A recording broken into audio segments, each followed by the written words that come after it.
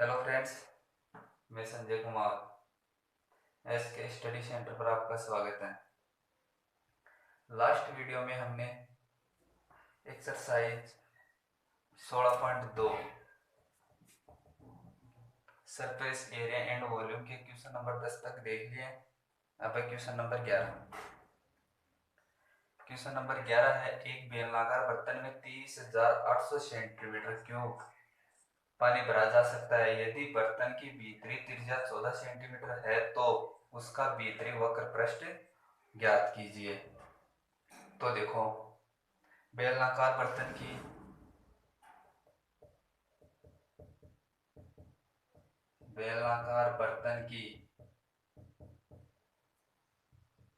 भीतरी त्रिज्या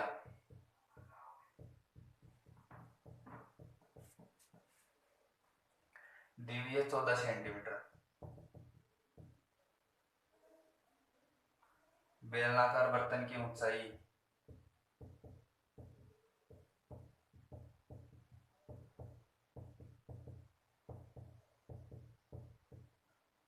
माना बेलनाकार बर्तन की ऊंचाई मान लेते हैं हम h सेंटीमीटर। क्वेश्चन में दिया हुआ है कि बेलनाकार बर्तन में 30,800 सेंटीमीटर क्यूब पानी भरा हुआ है। चूंकि बेलनाकार बर्तन में 30,800 सेंटीमीटर क्यूब पानी भरा हुआ है, इसलिए बेलनाकार बर्तन का भीतरी आयतन कितना हो जाएगा? 30,800 सेंटीमीटर क्यूब। आयतन होता है पाई आर स्क्वायर एच बराबर 30,800। पाई का मान 22/7, आर का मान 14, एच में दिया हुआ नहीं है। हमें एच का मान निकालना है तो इसको इस तरफ भेज देते हैं। तो एच बराबर 30,800 जो गुणा में है वो जाएगा भाग में, तो 22 गुणा 14 गुणा 14 गुणा 7, 22 से काट देते हैं इसको तो आएगा 1,400। 14 से काटेंगे इसको तो आएगा 100। 7 दूनी 14, एच बराबर 100/2 बराबर 50 सेंटीमीटर। ये आ गई बर्तन की ऊंचाई। हमें निकालना है भीतरी वक्र पृष्ठ का क्षेत्रफल। तो अतः बेलनाकार बर्तन का भीतरी वक्र पृष्ठीय क्षेत्रफल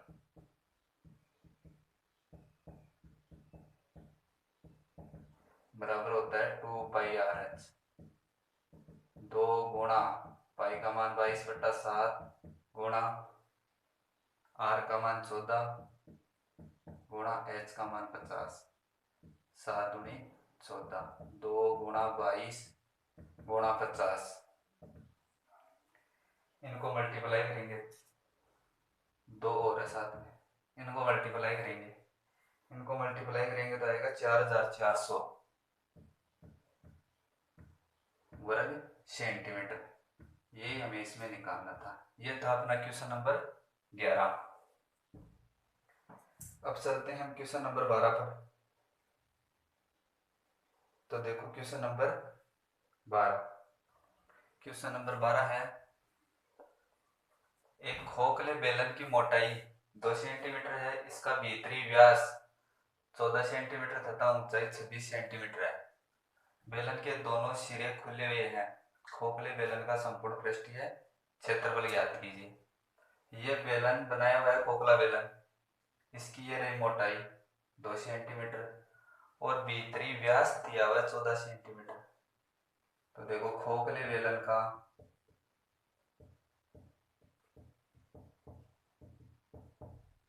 भीतरी व्यास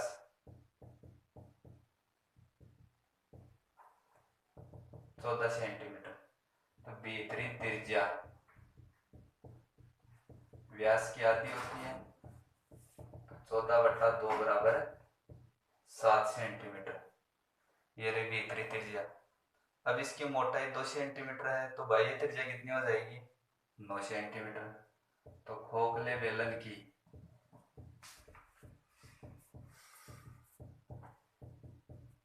मोटाई लिखेंगे पहले, कितनी है? 2 सेंटीमीटर। खोखले बेलन की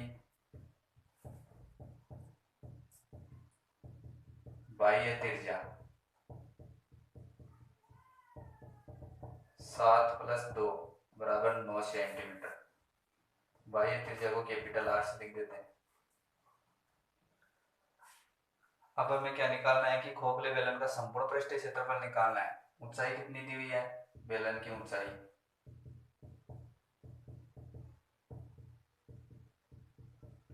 h = 26 सेंटीमीटर। खोखले बेलन का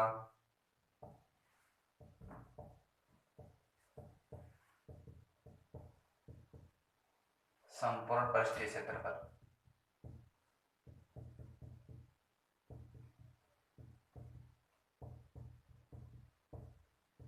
बराबर खोखले बेलन का संपूर्ण पृष्ठीय क्षेत्रफल क्या होगा? आंतरिक वक्र का पृष्ठीय क्षेत्रफल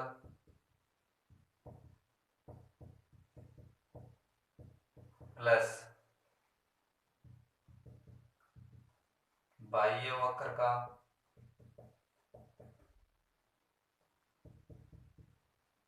पृष्ठीय क्षेत्रफल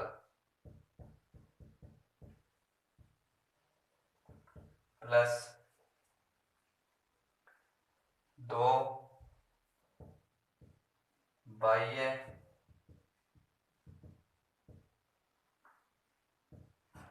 वर्तीय सिरों का क्षेत्रफल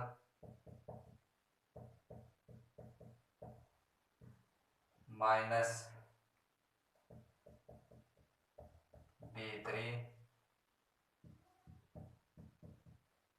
वर्तीय सिरों का क्षेत्रफल।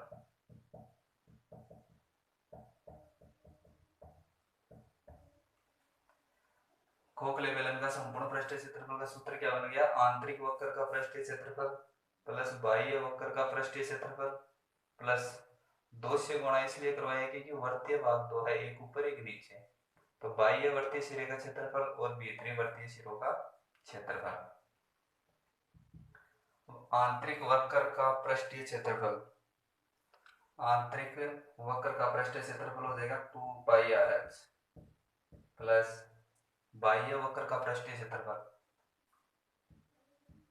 2πrh कैपिटल आर आ जाएगा प्लस 2 कोष्टक बाह्य वर्तीय सिरों का क्षेत्रफल πr² माइनस भीतरी वर्तीय सिरों का क्षेत्रफल πr²। अब देखो आगे पूरे में कॉमन देखो क्या आ रहा है, इसमें और इसमें 2π तो आ रहा है कॉमन, क्या बच रहा है यहां से? तो RH प्लस यहां से RH प्लस 2π कॉमन आएगा, क्या बच रहा है? r² minus r²। मान रख देते हैं अब इसमें 2 गुणा पाई का मान 22/7, r स्मॉल r का मान है 7 सेंटीमीटर गुणा h का मान है 26 सेंटीमीटर प्लस कैपिटल आर का मान है 9 सेंटीमीटर गुणा h का मान है 26 सेंटीमीटर प्लस कैपिटल आर का मान 9, तो 9 का स्क्वायर माइनस स्मॉल आर का मान 7, तो 7 का स्क्वायर 2 गुणा 22/7। 7 को गुणा करेंगे 26 से, तो 7 को 26 से गुणा करने पर प्राप्त होगा 182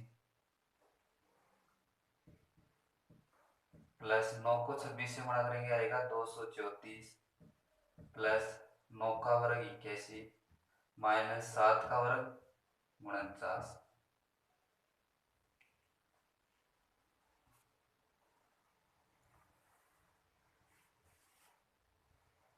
दो गुणा 22/7 182 प्लस 234 जोड़ देते हैं इनको तो 4 2 6 8 3 11 2 1 3 1 4 प्लस 81 में से 49 घटाओ तो कितना आएगा 32।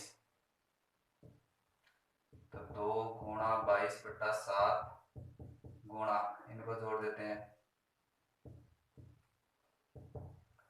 इनकी कैलकुलेशन करते हैं। 2 गुणा 22/7 गुणा 448 तो आएगा 2816 वर्ग सेंटीमीटर। यह है इसका संपूर्ण पृष्ठीय क्षेत्रफल। अब क्वेश्चन नंबर 13। क्वेश्चन नंबर 13, एक खोखला बेलन दोनों सिरों से खुला हुआ है, उसकी ऊंचाई 20 सेंटीमीटर तथा अंतः एवं बाह्य व्यास क्रमशः 26 सेंटीमीटर व 30 सेंटीमीटर। इस खोखले बेलन का आयतन ज्ञात कीजिए। तो देखो इसका सॉल्यूशन। खोखला बेलन दोनों सिरों से खुला हुआ है, ऊंचाई कितनी दी हुई है 20 सेंटीमीटर। तो खोखले बेलन की ऊंचाई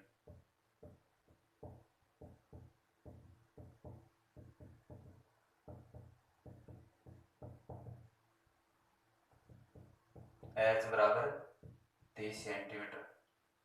अब अंतः एवं बाह्य व्यास, अंतः व्यास 26 सेंटीमीटर। तो अंतः त्रिज्या कितनी हो जाएगी, small r is equal to 26/2 बराबर 13 सेंटीमीटर। बाह्य व्यास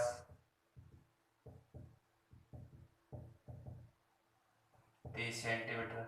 तो बाह्य त्रिज्या capital R is equal to 30/2 बराबर 15 सेंटीमीटर। हमें क्या निकालना है, इस खोखले बेलन का आयतन। तो खोखले बेलन का आयतन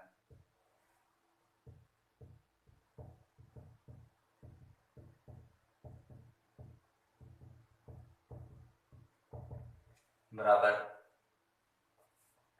कैपिटल R त्रिज्या वाले बेलन का आयतन माइनस स्मॉल r त्रिज्या वाले बेलन का आयतन।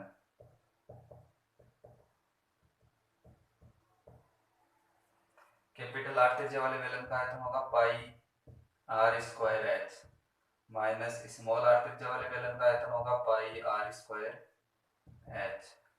पाई h तो आ जाएगा दोनों से common, capital R square minus small r square. मान रख देते हैं इसमें 22/7, h का मान है 30, तो 30 कैपिटल R का मान है 15, 15 का स्क्वायर माइनस स्मॉल r का मान है 13, तो 13 का स्क्वायर। 22/7 गुणा 30 गुणा 15 का वर्ग 225 माइनस 13 का वर्ग 169। 22/7 गुणा 30 गुणा 225 में से 169 को घटाएंगे तो आएगा 56।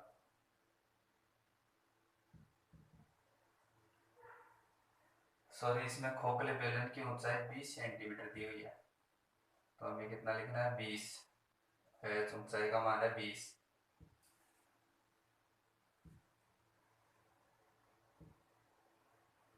7 से काट देते हैं इसको तो कितना आएगा 8, तो 22 गुणा 20 गुणा 8, इनको मल्टीप्लाई करेंगे, इसको मल्टीप्लाई करेंगे तो आएगा 3520 सेंटीमीटर क्यूब। ये आ गया इस खोखले बेलन का आयतन। इसी के साथ में अपने 16.2 एक्सरसाइज कंप्लीट है।